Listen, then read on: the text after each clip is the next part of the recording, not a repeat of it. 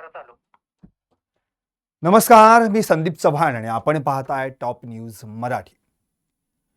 लोकसभा झाल्या, विधानसभा झाल्या आणि आता वेध लागलेत ते स्थानिक स्वराज्य संस्थांच्या निवडणुकांचे. मग यामध्ये महापालिका, नगरपालिका, जिल्हा परिषदा, पंचायत समित्या या सगळ्यांच्या निवडणुका. अर्थात गेली अनेक वर्षांपासून महाराष्ट्रातील या स्थानिक स्वराज्य संस्थांच्या निवडणुका प्रलंबित आहेत.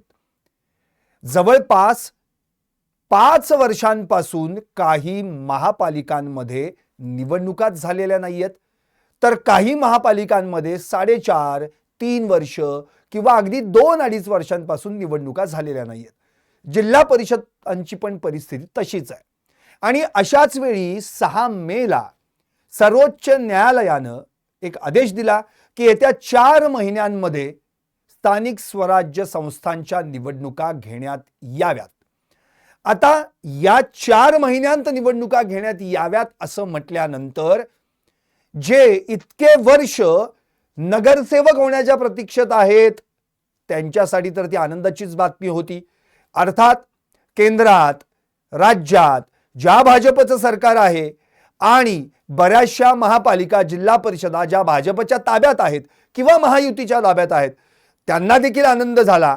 शेवटी आता लवकरात लवकर निवडणुका जाहीर करण्याचा कार्यक्रम निश्चितपणे सरकार राबवणार यात शंका नाही. आता प्रश्न हाच उरतो की या 4 महिन्यांत ज्या निवडणुका घ्यायच्यात असं जसं सर्वोच्च न्यायालयानं म्हटलंय, तर 5 सप्टेंबर पर्यंत हा निवडणूक कार्यक्रम पूर्ण करावा लागेल. याचाच अर्थ सप्टेंबरच्या आधी किंवा सप्टेंबरमध्ये या निवडणुका घ्याव्या लागतील. खरं तर पुणे, मुंबई, नाशिक, कोल्हापूर म्हणजे छत्रपती संभाजीनगर असेल, औरंगाबाद जे पूर्वीचं होतं, या ठिकाणच्या ज्या निवडणुका आहेत, ज्या मोठ्या महापालिका आपण म्हणतो, त्यांची सुद्धा हीच परिस्थिती आहे. प्रशासक या ठिकाणी काम करतायत, नगरसेवकांना त्या ठिकाणी स्थानच नाहीये. आज मी फक्त आणि फक्त पुणे महापालिकेविषयी बोलणार आहे. सविस्तर कधीतरी इतर सगळ्या मी महापालिकांविषयी बोलेन. पण खरं तर आत्ताची परिस्थिती फक्त एकदा राज्यातली मी तुम्हाला सांगतो की 29 महानगरपालिका, 257 नगरपालिका, 26 जिल्हा परिषदा, 289 पंचायत समित्या यांवर फक्त आणि फक्त प्रशासक राज आहे. कुठं 4.5 वर्षांपासून, कुठं 5 वर्षांपासून, कुठं 3 वर्षांपासून. एवढंच नव्हे, जालना आणि त्या जोडीला इचलकरंजी ज्या नव्यानं स्थापन झालेल्या महापालिका आहेत त्या ठिकाणी अजून निवडणुकीचा नारळच फुटलेला नाही, म्हणजे निवडणूकच झालेली नाहीये. त्यामुळं या 29 महापालिकांपैकी पुणे महापालिका आपल्यासाठी महत्त्वाची आहे, म्हणून मी या पुणे महापालिकेविषयी आज सविस्तर बोलणार आहे. या पुणे महापालिकेवर गेली 3 वर्षांपासून प्रशासक राज सुरू आहे. त्यामुळे आता हा प्रशासक राज संपून पुन्हा एकदा नगरसेवक त्या ठिकाणी पाहायला मिळतील अशी आशा करायला हरकत नाही. म्हणून माझं आजचं लाईव्हच आहे. पुणे महापालिका निवडणूक 2025, प्रभाग 42, जागा 166, लावा जोर. कोण शिरजोर, कोण कमजोर, यंदा महापालिकेत कुणाची सत्ता? खरं तर पुणे महापालिकेचा विचार केला तर 21 फेब्रुवारी 2017 रोजी मागची निवडणूक झाली होती. 23 फेब्रुवारी 2017ला तिचा निकाल लागला. 14 मार्च 2022ला म्हणजे 5 वर्षांनी त्याचा कार्यकाळ संपला, म्हणजे पुणे महापालिकेची मुदत संपली आणि तिथून सुरू झालं ते प्रशासकाचं राज्य, जे अगदी आजही सुरू आहे. त्यामुळं येत्या 4 महिन्यांमध्ये स्थानिक स्वराज्य निवडणुका घेण्यात याव्यात असं सर्वोच्च न्यायालयानं म्हटल्यानंतर पुणे महापालिकेमध्ये नेमकं आता कशा पद्धतीनं प्रभाग पाडले जाणार आहेत, पुणे महापालिकेच्या हद्दीमध्ये नेमकी कशा पद्धतीनं त्याची प्रभाग रचना असेल या संदर्भात चर्चा झाली. आणि ही चर्चा सुरू झाल्यानंतर खरं तर 2017च्या जर आपण निवडणुका पाहिल्या तर त्यावेळी 41 प्रभाग होते आणि 162 जागा होत्या.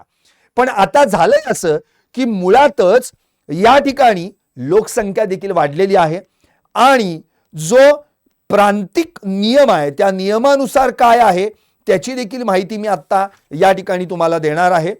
खरं तर आतापर्यंतची जी आपण परिस्थिती पाहिली तर 2017च्या निवडणुकीचा विचार केला तर मुंबई प्रांतिक महापालिका अधिनियम 1949च्या 2016 कायद्यातील तरतुदीनुसार जी काही सुधारित तरतूद झाली त्यानुसार पालिकेत 30 लाख लोकसंख्येला म्हणजे ज्या पालिकेची लोकसंख्या 30 लाख असेल तिथे 161 नगरसेवक नेमले जातात. आता त्यापुढील म्हणजे 30 लाख लोकसंख्येच्या पुढील प्रत्येक 1 लाख लोकसंख्येला एक नगरसेवक वाढवला जातो. खरं तर आता पुण्याची लोकसंख्या देखील वाढलेली आहे. जुन्या आणि नव्या हद्दींची एकूण लोकसंख्या सुमारे 35,50,000च्या जवळपास आहे.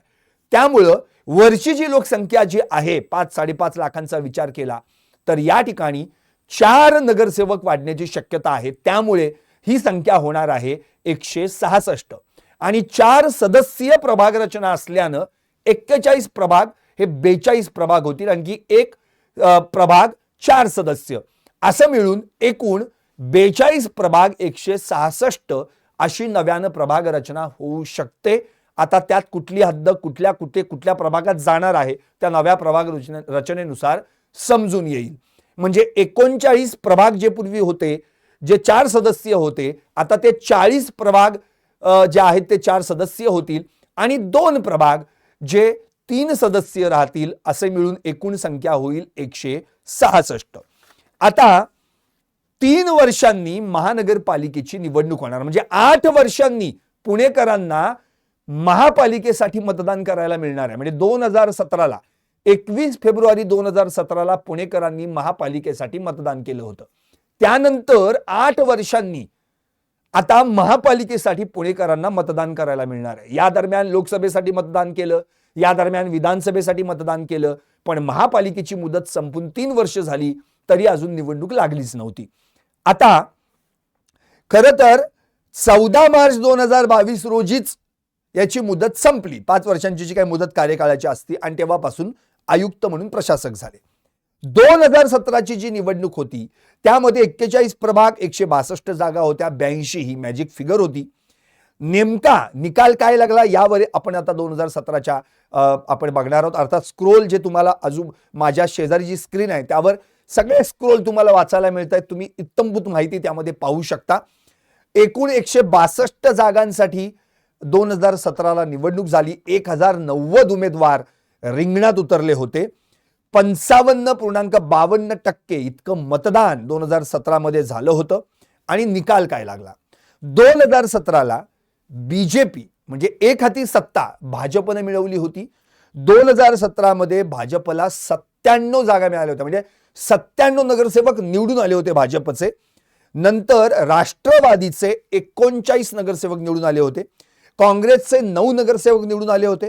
शिवसेनेचे 10, मनसेचे 2 आणि MIMचा 1 नगरसेवक निवडून आला होता. तर अपक्ष ज्यांनी स्वतंत्र निवडणूक लढवली ते 4 उमेदवार निवडून आले होते. आता 2012 आणि 2017 यांची जर आपण तुलना केली तर नेमकं काय परिस्थिती आहे याकडे देखील आपण लक्ष देऊयात. 2017 मध्ये ज्या भाजपच्या 97 जागा निवडून आल्या होत्या तर 2012 मध्ये अवघे भाजपचे उमेदवार निवडून आले होते 26 म्हणजे 71 जागा भाजपच्या वाढल्या होत्या. 71 जागा.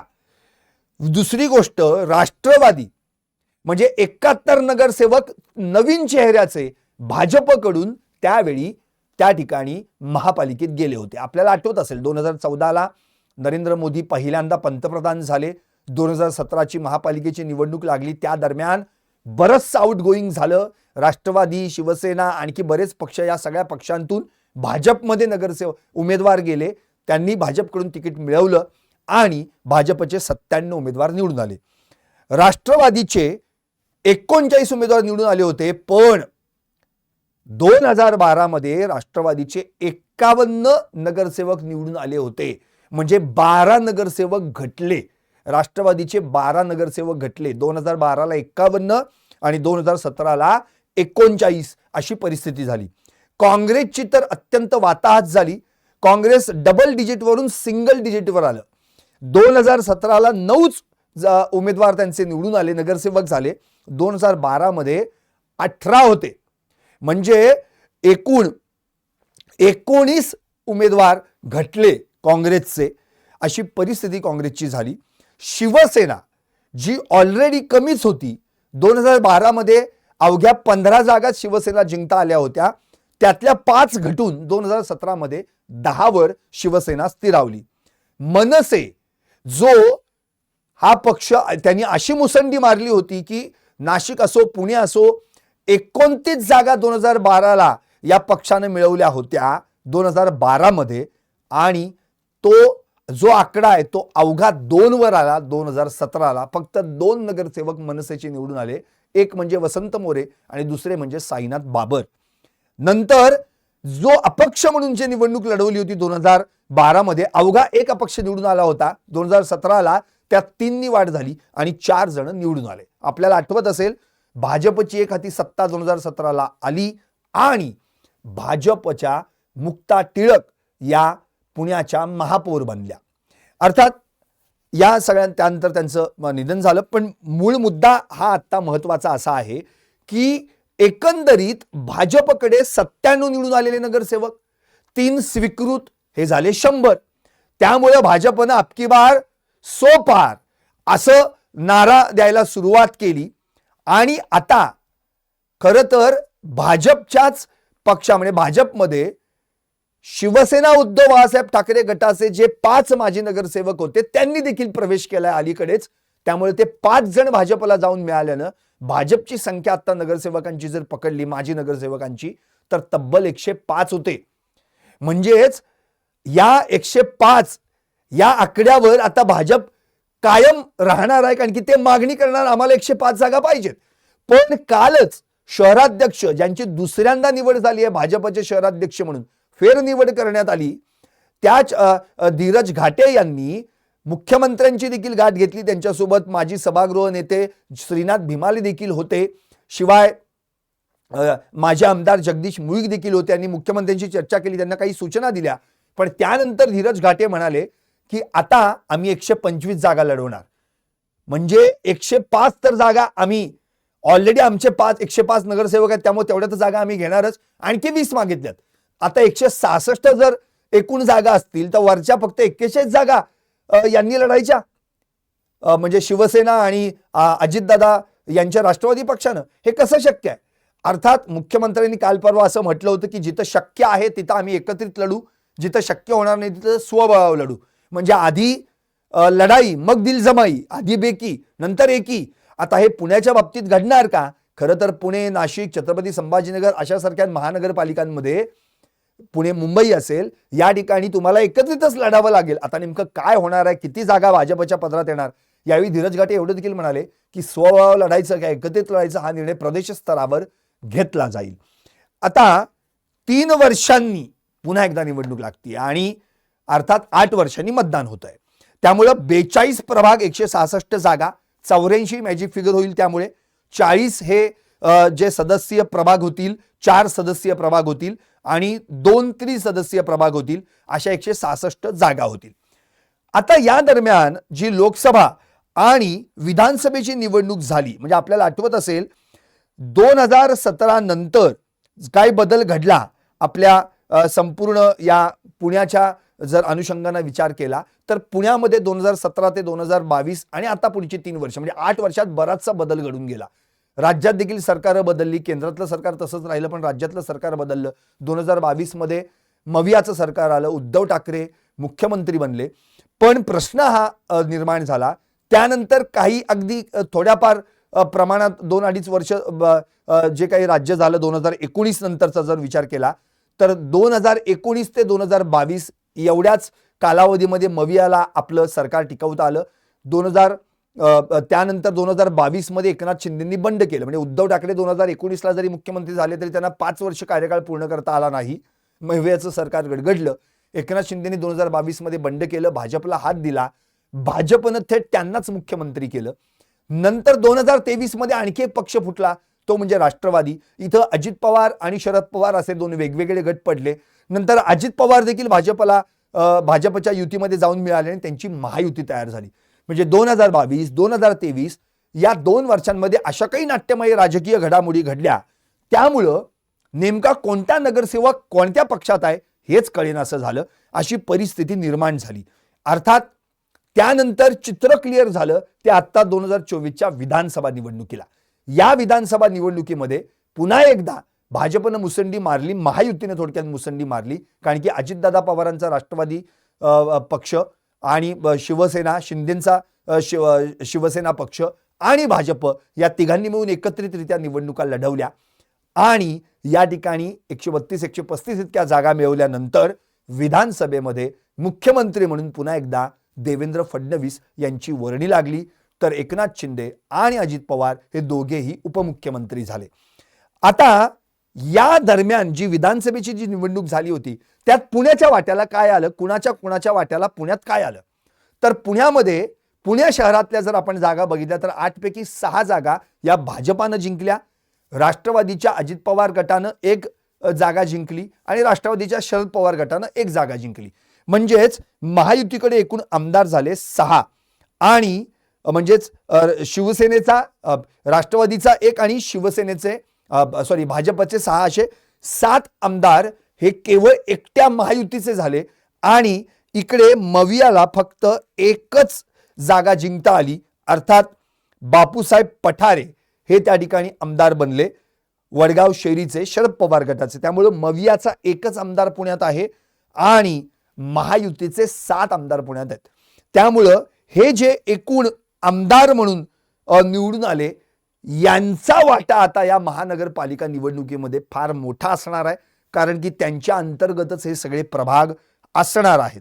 त्यामुळं जर आपण आता एकूण आत्ताच्या या सगळ्या एकंदरीत प्रत्येक पक्षाच्या ताकदीचा जर विचार केला, पुण्यामध्ये कुणाची काय ताकद आहे विधानसभेच्या दृष्टिकोनातून पाहिलं तर मुळातच पुण्यातला एक खासदार म्हणजेच मुरलीधर मोहोळ भाजपचे आहेत, ते राज्यात आपलं केंद्रामध्ये राज्यमंत्री आहेत आणि राज्यामध्ये 1 कॅबिनेट मंत्री आहे आणि 1 राज्यमंत्री आहे. म्हणजे चंद्रकांत दादा पाटील जे कोथरूडचे आमदार म्हणून निवडून आले ते कॅबिनेट मंत्री आहेत आणि पर्वतीच्या माधुरी मिसाळ या आमदार म्हणून निवडून आल्या त्या राज्यमंत्री आहेत. म्हणजे तसं पाहिलं तर राज्यात त्यांचे 1 कॅबिनेट मंत्री 1 राज्यमंत्री आणि केंद्रात 1 राज्यमंत्री आहे. शिवाय राज्यसभा खासदार म्हणून मेधा कुलकर्णी यांची निवड झालेली आहे. ही भाजपची एक जमेची बाजू आहे. एकूण 6 आमदार त्यांचे निवडून आलेत. त्यामध्ये कसब्यातून हेमंत रासने ज्यांनी रवींद्र धंगेकर यांचा पराभव केला, जे पोटनिवडणुकीमध्ये निवडून आले होते आणि काँग्रेसकडून निवडून आले होते आणि त्यांनीच हेमंत रासने यांचा पराभव केला होता. पण इथे हेमंत रासनेंनी फिट्टमफाट केली. हेमंत रासने यावेळी जिंकून आले. कोथरूडमधून चंद्रकांत दादा पाटील, पर्वतीमधून माधुरी मिसाळ, पुणे कॅन्टोन्मेंटमधून सुनील कांबळे, नंतर खडकवासल्यातून भीमराव तापकीर आणि शिवाजीनगरमधून सिद्धार्थ शितोळे हे निवडून आले. आता हे 6 आमदार शिवाय त्यांच्या जोडीला राज्यातला 1 कॅबिनेट मंत्री, 1 राज्यमंत्री, शिवाय राज्यसभा खासदार आणि 1 खासदार जो केंद्रामध्ये राज्यमंत्री आहे. त्यामुळे एवढी मोठी रसद, एवढी मोठी ताकद आता भाजपकडे आहे.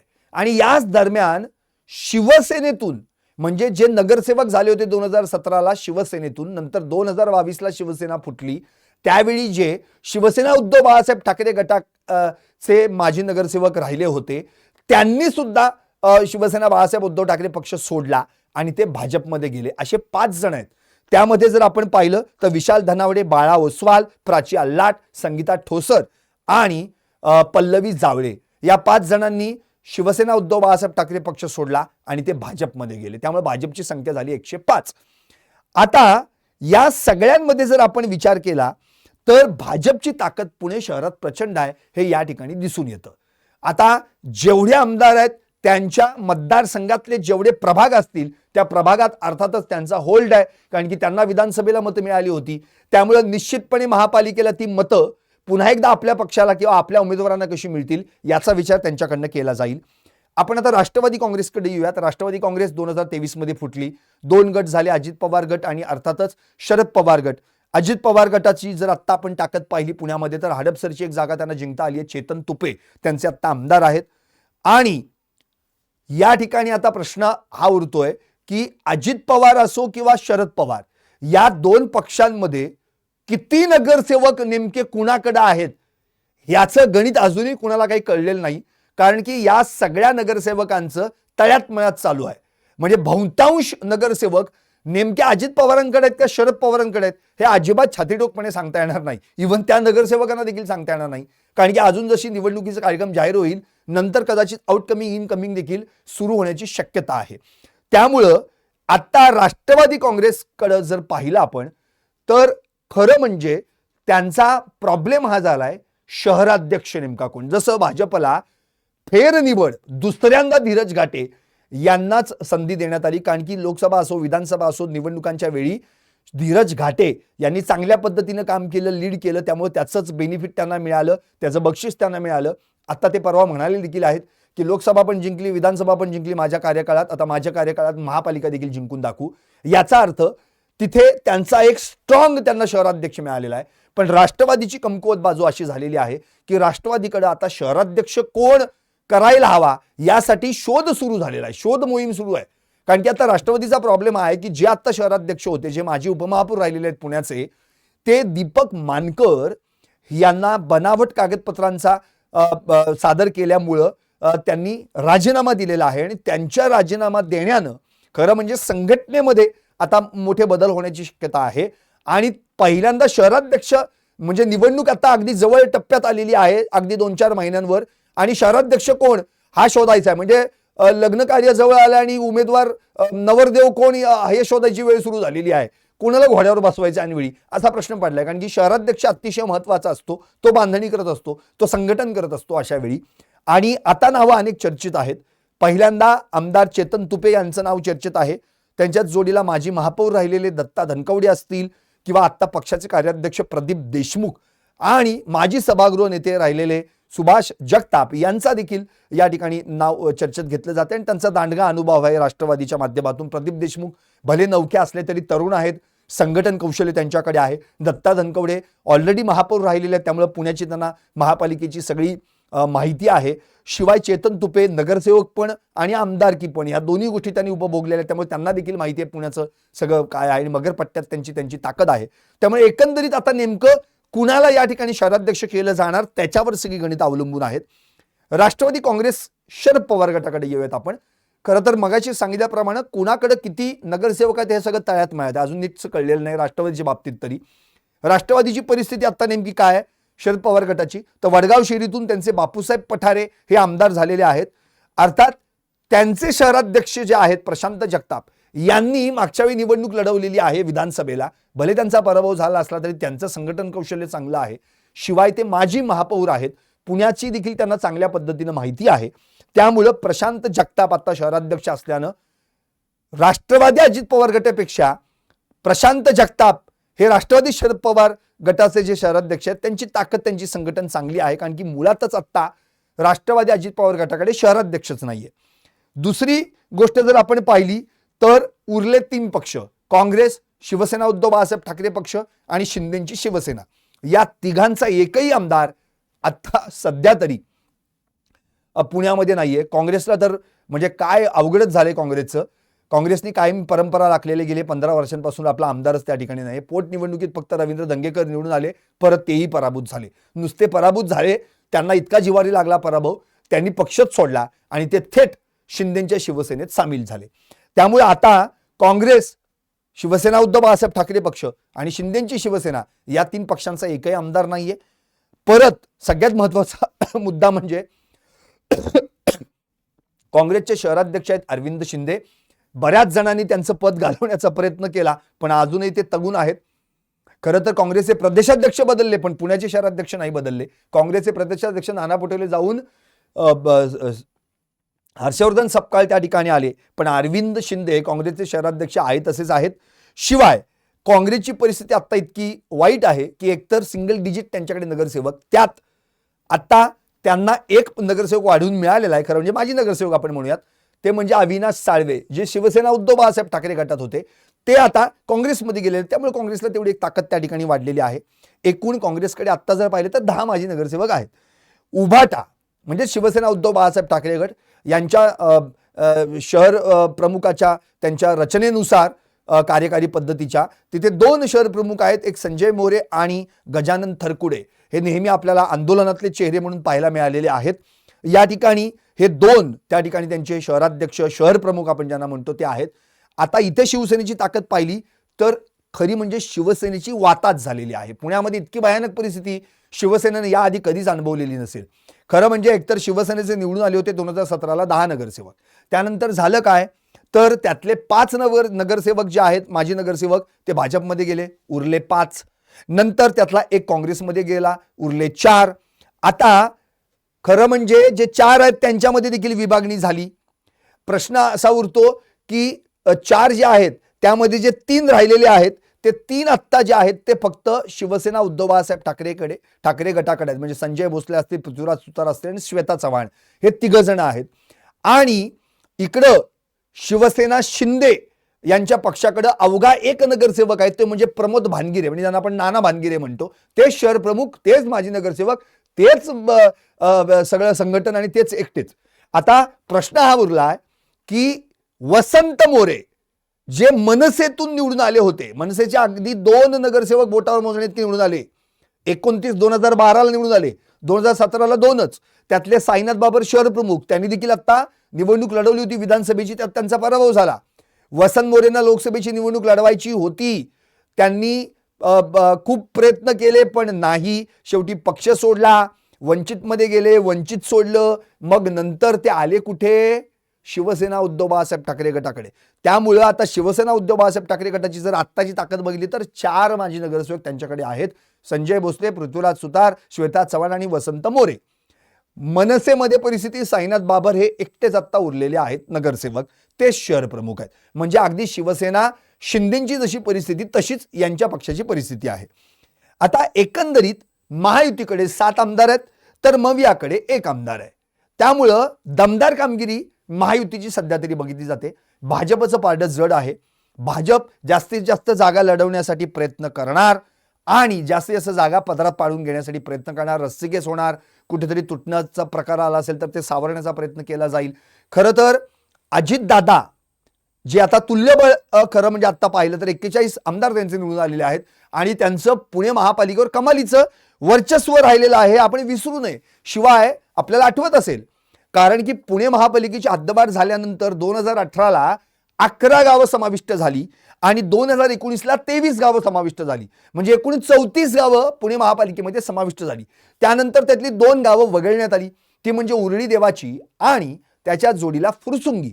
आता उरली 32. आता हा जो पुणे शहरालगतचा किंवा पुणे महापालिकेलगतचा जो काही भाग आहे याच्यावर राष्ट्रवादी अजित पवारांचं चांगलं वर्चस्व आहे. त्यामुळे त्या ठिकाणी जर आपण पाहिलं तर निश्चितच त्यांचे नगरसेवक निवडून यांची संधी जास्त आहे. मुळातच पुणे महापालिकेवर जर आपण पाहिलं तर 2007 पासून राष्ट्रवादीनं आपली त्या ठिकाणी ताकद दाखवण्याचा प्रयत्न केला. 2007चा तुम्हाला तो पॅटर्न आठवत असेल, ज्याला आपण पुणे पॅटर्न म्हणतो.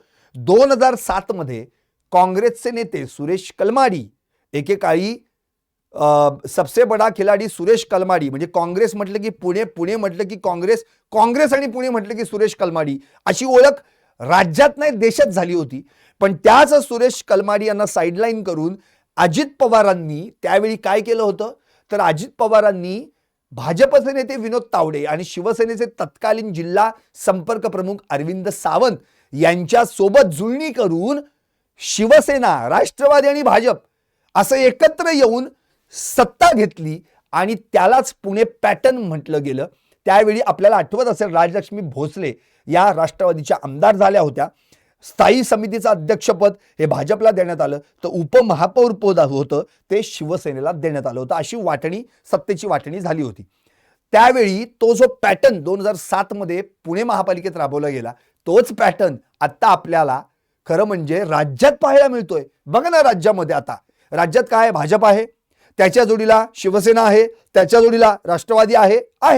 भले राष्ट्रवादीतला एक गट फुटून पॅटर्न मध्ये आहे आणि शिवसेनेचा एक गट फुटून पॅटर्न मध्ये आहे. पण हे दोन्ही आता पक्ष आहेत, कारण की दोघांकडेही तीच चिन्ह आहेत जी चिन्ह मूळ पक्षाकडे होती. शिवसेनेचं धनुष्यबाण एकनाथ शिंदेकडे आहे, राष्ट्रवादीचं घड्याळ अजितदादांकडे आहे। याचाच अर्थ भाजप, राष्ट्रवादी आणि शिवसेना हे तिन्ही पक्ष एकत्र येऊन राज्यात पुणे पॅटर्नच राबवतायत। म्हणजे पुणे महापालिकेचा 2007चा पुणे पॅटर्न हा राज्याचा आत्ताचा पॅटर्न आहे आणि पुन्हा एकदा तोच पॅटर्न पुणे महापालिकेत आणण्याचा प्रयत्न या तिघांनी मिळून करण्याचा चंग बांधलेला आहे। खरं तर आता यामध्ये देखील बऱ्याचशा अडचणी असू शकतात, कारण भाजपला तुल्यबळ असा जर आत्ता इथं पक्ष बघितला पुण्यामध्ये तर राष्ट्रवादी अजित पवारचा गट आहे। आता जागा सीट शेअरिंगचा ज्यावेळी प्रॉब्लेम येईल त्यावेळी निश्चितपणे अजितदादा जास्तीत जास्त जागा मांडण्याचा प्रयत्न करणार। तिकडे धीरज घाटे म्हणतात आम्ही 125 जागा लढवू, उरलेल्या 41 जागांचं करायचं काय, मग 125 आणि उरले 41, 166 तर प्रभाग, 166 तर फक्त जागा आहेत। अशा वेळी इतरांना, मग त्यात शिवसेनेला म्हणजे शिंदेंना पण जागा द्यायच्यात। त्यामुळं या ठिकाणी फक्त शिंदेंना सोबत घेऊनच भाजप लढणार का, या असा अनेक प्रश्न आहेत। का स्वभाव लढणार तिन्ही पक्ष, म्हणजे आधी लढाई मग दिल जमाई, आधी बेकी नंतर एकी, असा काय प्रकार होणार आहे का? त्यात मध्येच एक तुणतुणं वाजायला लागलंय दोन्ही राष्ट्रवादी एकत्र येऊ शकतात म्हणून। आता जर तसं झालं तर वेगळाच प्रकार निर्माण होऊ शकतो, वेगळाच पॅटर्न निर्माण होऊ शकतो। तिकडे राज ठाकरे आणि उद्धव ठाकरे एकत्र येतात की काय असा प्रश्न आहे। आजच वंचितनं घोषणा केलेली आहे की आम्ही महापालिका निवडणुका स्वबळावर लढणार म्हणून। आप देखील पुन्हा एकदा या निवडणुकीच्या रिंगणात उतरण्याची तयारी करत आहे। तिकडे रिपाई, ज्याला आपण आठवले गट जो म्हणतो, तो अर्थातच पुन्हा एकदा भाजप सोबतच जाणार आहे। म्हणजे एकंदरीत या ठिकाणी जर पाहिलं तर इतका वेगळा गुंता निर्माण होणार आहे यावेळी की नेमकं कोण कुणाला किती जागा देणार। आणि जेव्हा तुम्ही एकत्र निवडणूक लढता तेव्हा निश्चितपणे बंडखोरीची शक्यता जास्त बळावत असते। आपण विधानसभेला बघितलेलं आहे, रवींद्र धंगेकरांच्या विरोधात आपण बघितलेलं आहे। त्यामुळे इतक्या वेगवेगळ्या ठिकाणी महापालिका तर प्रत्येक प्रभागागणिक 42 प्रभाग जर असतील, 4-4 नगरसेवक त्यामध्ये असतील तर कुणाला तिकीट द्यायचं आणि कुणाला नाही द्यायचा हा प्रश्न निर्माण होणार आहे। यावेळी अपक्षांची लाट येऊ शकते। मी तर म्हणतो यावेळी अपक्षांना जास्तीत जास्त संधी आहे। अपक्ष उमेदवार पण जास्तीत जास्त निवडणूक रिंगणात उभे राहू शकतील। 1090 उमेदवार मागच्या निवडणूक रिंगणात होते, यावेळी कदाचित त्यापेक्षा जास्त उमेदवार आपल्याला पाहायला मिळू शकतील। त्यामुळे ही आत्ताची परिस्थिती आहे। 2012ला काय झालं, विधानसभा निवडणुकीच्या ऐन तोंडावर हा पुणे पॅटर्न तुटला। अर्थात 2012ची निवडणूक लागली त्यावेळी राष्ट्रवादी आणि काँग्रेस एकत्र आले आणि या दोघांनीही त्या ठिकाणी पुणे महापालिकेची सत्ता मिळवली। अर्थातच ही एकत्रित सत्ता आली, पुढे 5 वर्ष टिकलेली आहे। 2012 नंतर आपल्याला आठवतंय त्या काळात वैशाली बनकर असो, चंचला कोदरे असो, दत्ता धनकवडे असो, प्रशांत जगताप असो, हे सगळे महापौर होत गेले। आता 2017चं जर आता आपण गणित पाहिलं तर 2017 मध्ये मात्र भाजपनं एक हाती सत्ता मिळवली, सगळ्यांना बाजूला सारलं, अगदी राष्ट्रवादीचा देखील आलेख कमी झाला। एकंदरीत प्रश्न आता हा आहे की एवढं सगळं गणित 2017ला जे जमलं होतं ते पुन्हा एकदा भाजपला जमवायचं असेल तर भाजप त्यावेळी एक हाती सत्ता मिळवताना स्वभाव लढलं होतं। आता भाजपचं अवघड आहे, कारण की भाजपला अजितदादांना पण सोबत घ्यायचंय, भाजपला शिवसेना शिंदे गटाला पण सोबत घ्यायचंय, भाजपला मित्र पक्षांना पण सोबत घ्यायचंय। अशा वेळी भाजप नेमकं कसं सीट शेअरिंग करणार आहे, कशा पद्धतीने जागा वाटप होणार आहे, यावर 2025च्या निवडणुकीचा निकाल अवलंबून असणार आहे। अर्थात सध्या तरी भाजपचं पारडं जड आहे, म्हणून तर भाजप थेट आम्ही आपकी बार सो पार असं स्वतः गिरीश बापट असतानाच म्हणायचे। अर्थात आता त्यांचं स्वप्न पूर्ण करण्यासाठी कदाचित भाजप जास्तीत जास्त जागा लढवण्याचा प्रयत्न करेल। म्हणून तर धीरज घाटेंनी परवाच कालच घाट घातलाय की आम्हाला 105 जागा तर आम्ही तर मागणारच, त्यापेक्षा आणखी 20 जागा आम्हाला पाहिजेत। आता नेमकं एवढ्या जागा मिळाल्यानंतर राष्ट्रवादी अजित पवार गटाला किती मिळणार, शिवसेना शिंदे गटाला किती मिळणार, मित्र पक्षांना किती सोडणार, तिकडे मवियाचा प्रॉब्लेम वेगळाच आहे। अजूनही एकत्र लढायचं का नाही, स्वभाव लढणार का नाही, हा अजून प्रश्न अनुत्तरित आहे। खरं तर काँग्रेस, जसं आपण आता मध्ये पृथ्वीराज चव्हाण यांची जेव्हा आपण टॉप न्यूज मराठीने मुलाखत घेतली तेव्हा त्यांना हा प्रश्न विचारण्यात आला, तेव्हा त्यांनी स्पष्टपणे म्हटलं की आम्ही तर ऑलरेडी आत्ता महाविकास आघाडीत आहोत, आमच्यासोबत तर शिवसेना उद्धव बाळासाहेब ठाकरे गट आहे, पण राष्ट्रवादीचं काही सांगता येत नाही. शेवटी शरद पवारांनी परवा म्हटलं होतं दोन्ही राष्ट्रवादी एकत्र येण्याचा विचार चालू आहे वगैरे. विचार चालू आहे म्हणजे त्यांनी त्याप्रमाणे सांगितलं होतं की काही एक मतप्रवाह आहे, एक गट आहे जो अजित पवारांबरोबर जावं असं म्हणतोय, एक गट आहे जो मवियामध्येच राहावं असं म्हणतोय, आणि सुप्रिया सुळे यांनी निर्णय घ्यायचा आहे केंद्रात कुणासोबत जायचं कुणासोबत नाही. म्हणजे एकंदरीत शरद पवारांनी आपल्या पक्षात नेमकं काय चाललंय हे क्लिअर करून दिलेलं आहे. त्यामुळं कदाचित जर हे दोन्ही यदा कदाचित हे दोन्ही पक्ष एकत्र आले तर भविष्यातली सगळीच समीकरणं बदलू शकतात. राज ठाकरे आणि उद्धव बाळासाहेब ठाकरे पक्ष हे दोघेही एकत्र आले म्हणजे मनसे आणि उभाटा, तर तिथली गणितं बदलू शकतात. त्यामुळे नेमकं काय होणार आहे, मविया स्वभाव लढणार का मविया एकत्र लढणार, इकडे म्हणजे मवियातला प्रत्येक पक्ष स्वभाव लढणार का एकत्रित लढणार, इकडे महायुतीतला प्रत्येक पक्ष स्वभाव लढणार का एकत्रित लढणार, याची उत्तरं मात्र अजूनही मिळू शकलेली नाहीत. कारण अजून आत्ताशी कुठेतरी निवडणूक कार्यक्रमाचं एक म्हणतो ना आपण एक अजून बाळ रांगतंय. थोडंसं जरा पुढे गेलं सरकलं जसं ते बाळसं धरायला लागेल ना त्यानुसार आपल्याला या सगळ्या गोष्टी कळत चुकतील. पण आता सगळ्यात शेवटचा मुद्दा जो अतिशय महत्त्वाचा आहे तो म्हणजे उज्ज्वल केसकर यांचा. उज्ज्वल केसकर हे अर्थातच माजी विरोधी पक्षनेते, पुणे महापालिकेचे शिवाय आताचे भाजपचे प्रदेश संयोजक आहेत. त्यांचा एक चांगला अभ्यास पुणे महापालिकेच्या बाबतीत म्हणता येईल. पुण्यातल्या समस्या असो बऱ्याचशा गोष्टी आहेत. पण त्यांनी एक महत्त्वाचा मुद्दा उपस्थित केला आणि तो म्हणजे त्यांनी थेट राज्य निवडणूक आयोगालाच पत्र लिहिलेलं आहे आणि त्यात त्यांनी असं म्हटलेलं आहे की सर्वोच्च न्यायालयाकडून आणखी 2 महिन्यांची मुदतवाढ मागवून घ्या. 2 महिन्यांची मुदतवाढ घ्यावी तुम्ही, कारण की आत्ताची जी परिस्थिती आहे त्या परिस्थितीत निवडणूक कार्यक्रम कसा काय राबवता येऊ शकेल. कारण सर्वोच्च न्यायालयानं 6 मेला ऑर्डर काढली, 4 महिन्यात निवडणुका घ्या. त्यानुसार तुम्हाला आत्ता कोणत्याही परिस्थितीत 5 जूनपर्यंत खरं म्हणजे तुम्हाला सगळं ते लेखी म्हणणं द्यावं लागेल की आम्ही घेऊ शकतो का नाही. 5 सप्टेंबर पूर्वी निवडणुकींचा कार्यक्रम पूर्ण करावा लागेल. आता जर हे सगळं करायचं म्हटलं तर याच दरम्यान 27 ऑगस्ट पासून गणेशोत्सव सुरू होतोय. दुसरी गोष्ट ऑक्टोबरपर्यंत मान्सून असतो. हल्ली पावसाचं काही गणित योग्य दिसत नाही. आत्ताच मे महिना आपण बघतोय रोज पाऊस पडतोय. त्यामुळे प्रश्न हा आहे की या सगळ्या कालावधीमध्ये निवडणुका घेणं अवघड आहे. म्हणून 2 महिन्यांची मुदत आणखी वाढवून घ्यावी अशी विनंती उज्ज्वल केसकर यांनी राज्य निवडणूक आयोगाला केलेली आहे. राज्य निवडणूक आयोगानं अशी विनंती सर्वोच्च न्यायालयाला करावी. आता या राज्य निवडणूक आयोगाच्या म्हणजे उज्ज्वल केसरांच्या विनंतीला राज्य निवडणूक आयोग मान देणार आहे का. एकीकडे मुख्यमंत्री म्हणतात की आमची सगळी तयारी आहे, प्रभाग रचनेची देखील नव्यानं प्रभाग रचना करण्याची देखील हालचाल सुरू झालेली आहे. सगळेच पक्ष आता जोमानं कामाला लागल्याचे दिसत आहेत. त्यामुळं मला तरी किमान असा अंदाज वाटतोय की कोणत्याही परिस्थितीत एकतर आत्ताच ऑपरेशन सिंदूर झालेलं आहे, भाजपच्या पथ्यावर पडलेला आहे अर्थात महायुतीच्या. त्यामुळं काहीही करून आत्ता जो काही एक फेवर आहे तो फेवर जर मिळवायचा असेल तर कोणत्याही परिस्थितीत जेवढ्या लवकरात लवकर निवडणुका होतील तेवढं महायुतीचा फायदा होऊ शकेल. या अनुषंगानं महायुती कदाचित लवकरात लवकर निवडणूक सप्टेंबर ऑक्टोबरच्या दरम्यान घेण्याची शक्यता आहे. कारण की सरकार राज्यात पण त्यांचं आहे, केंद्रातही त्यांचंच आहे. दुसरी गोष्ट तिकडे मुख्यमंत्र्यांनी स्वतःच सांगितलेलं आहे की जोमानं कामाला लागा. आपल्या पक्षाच्या सगळ्या कार्यकर्त्यांनी त्यांनी आदेश दिलेले आहेत. आणखी एक महत्त्वाचा मुद्दा म्हणजे 2000 म्हणजे पूर्वीची जी प्रभाग रचना होती तीच प्रभाग रचना कायम ठेवण्यात आलेली आहे. त्यामुळे त्यावेळी त्या ठिकाणी जर आपण पाहिलं तर भाजपला खूप चांगल्या पद्धतीनं यश मिळालेलं आहे. जर आपण 2017चं पाहिलं तर भाजपकडे 12 महानगरपालिका होत्या, शिवसेनेकडे 6, काँग्रेस राष्ट्रवादी मिळून 3, काँग्रेस 3, काँग्रेस शिवसेना 1 आणि बविया म्हणजे बहुजन विकास आघाडी 1. आता तिकडे पिता पुत्र दोघेही विधानसभेला हरलेले आहेत. त्यामुळं 2017ची जर परिस्थिती पाहिली तर 29 पैकी 12 महापालिका एकट्या भाजपच्या ताब्यात होत्या. त्यावेळी भाजप शिवसेना हे सगळे एकत्र होते. आता मात्र परिस्थिती वेगळी आहे. आता शिवसेनेचे 2 गट, राष्ट्रवादीचे 2 गट, काँग्रेसला तर कोण तिकडे विचारणं झाले. काँग्रेस एकटाच आपला मवियामध्ये स्थिर आहे.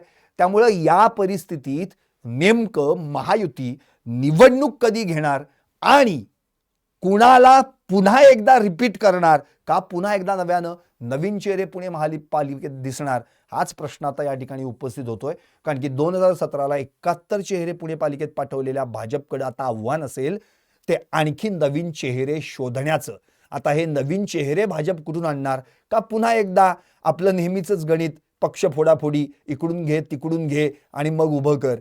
नेमकं घोडा मैदानात लांब राहिलेलं नाहीये. काही दिवसांमध्येच निवडणुकांचे पडगम वाजतील आणि उत्तर लवकरच मिळेल. म्हणून तर मी म्हटलंय प्रभाग 42, जागा 166. कोण शिरजोर, कोण कमजोर? यंदा महापालिकेत कुणाची सत्ता? का भाजपच गिरवणार मागचा कित्ता? पाहत राहा टॉप न्यूज मराठी. आपला महाराष्ट्र, आपली बात.